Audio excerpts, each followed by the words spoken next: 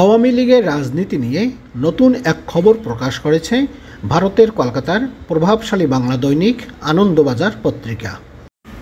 16 April বুধবার আনন্দবাজার পত্রিকার online ভার্সনে অনুমিত্র চট্টোপাধ্যায়ের এই খবরের শিরোনাম, নব্য আওয়ামী লীগের প্রস্তুতি, নেতৃত্বে থাকবে না শেখ হাসিনা, চক্রান্ত রুখতে মরিয়া বর্তমান দল।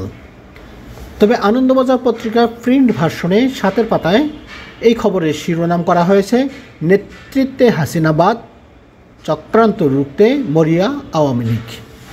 আওয়ামী লীগের পরিচিত কিছু নেতা নেত্রীকে সামনে রেখে নব্য আওয়ামী লীগ বা তথাকথিত পরিচ্ছন্ন আওয়ামী লীগকে বাজারে আনার একটি পরিকল্পনা বাংলাদেশে বেশ এগিয়েছে বলে উল্লেখ করা হয়েছে এই রিপোর্টটিতে বলা হয়েছে, নতুন কৌশল, আওয়ামী লীগ থাকবে, নেতৃত্বে শেখ হাসিনা থাকবেন না, তার ঘনিষ্ঠ হিসেবে পরিচিত নেতারাও বাদ যাবেন।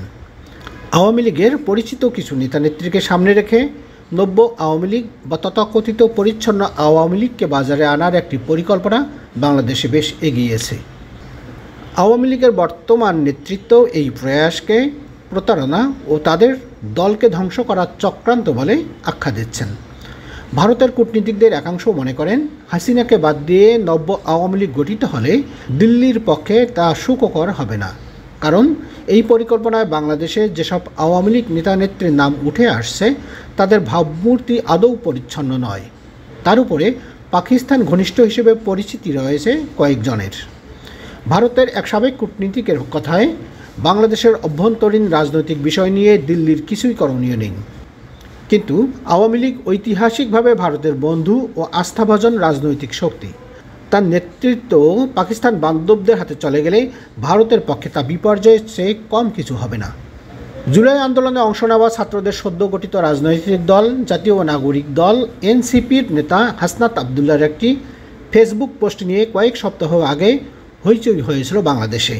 সেই পোস্টে হাসনাত অভিযোগ করেছিলেন, সেনাপ্রধান জেনারেল ওয়াকারুজ্জামান একান্ত বৈঠকে তাদের বলেছিলেন, প্রাক্তন স্পিকার শিরিন শারমিন চৌধুরী, ঢাকার প্রাক্তন মেয়র শেখ ফাজলিনুর তাপস, প্রাক্তন সাংসদ সাবের হোসেন চৌধুরীর মতো পরিচ্ছন্ন ভাবমূর্তির নেতাদের নেতৃত্বে রিফাইন্ড আওয়ামী লীগ নির্বাচনে অংশ নিলে তাদের মেনে নিতে হবে। হাসনাত লেখেন, আমাদের বলা হয় রিফাইন্ড আওয়ামী লীগ যাদের দিয়ে করা হবে তারা এপ্রিল মে থেকে শেখ পরিবারের অপরাধ স্বীকার করবেন, হাসিনাকে অস্বীকার করবেন এবং তারা বঙ্গবন্ধুর আওয়ামী লীগ করবেন এমন প্রতিশ্রুতি দিয়ে জনগণের সামনে হাজির হবেন। আওয়ামী লীগের এক যুগ্ম সাধারণ সম্পাদক বলছেন, হাসনাতের পোস্টের আগেই আমরা এই চক্রান্তের বিষয়টি জানতে পারি, নামগুলিও নতুন নয়। এইভাবে তারা দেখাতে চায় নির্বাচনে আওয়ামী লীগকেও অংশ নিতে দেওয়া হয়েছে, তবে সেটা হবে প্রতারণা। মানুষকে এভাবে ভুল বোঝানো যায় না। এই নেতা বলেন, 2006-এও সেনা অভ্যুত্থানের ক্ষমতা দখলের পরে শেখ হাসিনাকে বাদ দিয়ে অন্য কিছু নেতাকে নিয়ে একটা আওয়ামী লীগ গঠনের চেষ্টা করেছিল পশ্চিমা শক্তি, তা ব্যর্থ হয়। এবারেও তাই হবে। ওই নেতার মতে ভারতের কংগ্রেসে যেমন গান্ধী পরিবার, বাংলাদেশে আওয়ামী লীগের কর্মী সমর্থকদের কাছেও শেখ মুজিবুর রহমানের পরিবারের উপরে অগাধ আস্থা ও ভরসা।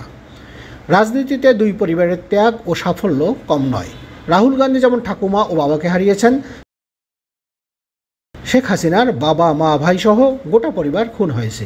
ওই আওয়ামী লীগ নেতা বলেন, চক্রান্তকারীরাও জানে হাসিনাহীন আওয়ামী লীগ টিকবে না। আদতে আওয়ামী লীগকে ধ্বংস করাই তাদের লক্ষ্য। কলকাতায় আত্মগোপনে থাকা এক আওয়ামী লীগ নেতা জানাচ্ছেন, আপাতত এই রিফাইন্ড চক্রান্তই তাদের সবচেয়ে বড় মাথা ব্যথা হয়ে দাঁড়িয়েছে।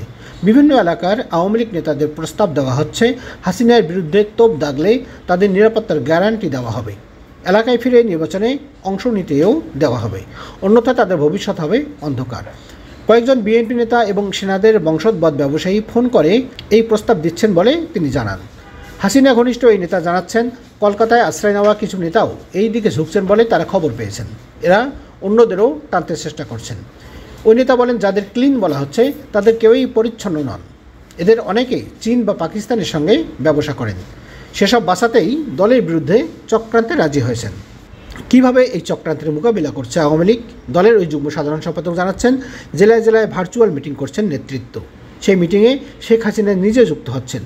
ঘণ্টা কয়েক ধরে তিনি কর্মীদের কথা শুনছেন, তাদের বলছেন এদের দিন ফুরিয়ে আসছে, আমি যখন বেঁচে রয়েছি শীঘ্রই ফিরব, কর্মীদের উপরে হওয়া প্রতিটি নির্যাতনের বিচার করব। 64 জেলার মধ্যে 23টি জেলার কর্মীদের সঙ্গে এরই মধ্যে বৈঠক শেষ হয়েছে। হাসিনা বলছেন, আমি দেশ ছাড়তে চাইনি, ইস্তফাও দেইনি। আমাকে জোর করেই বিমানে তুলে দেশ ছাড়া করা হয়েছে। চক্রান্ত করে আমার সরকার ফেলা হয়েছে। এর শেষ দেখে ছাড়ব।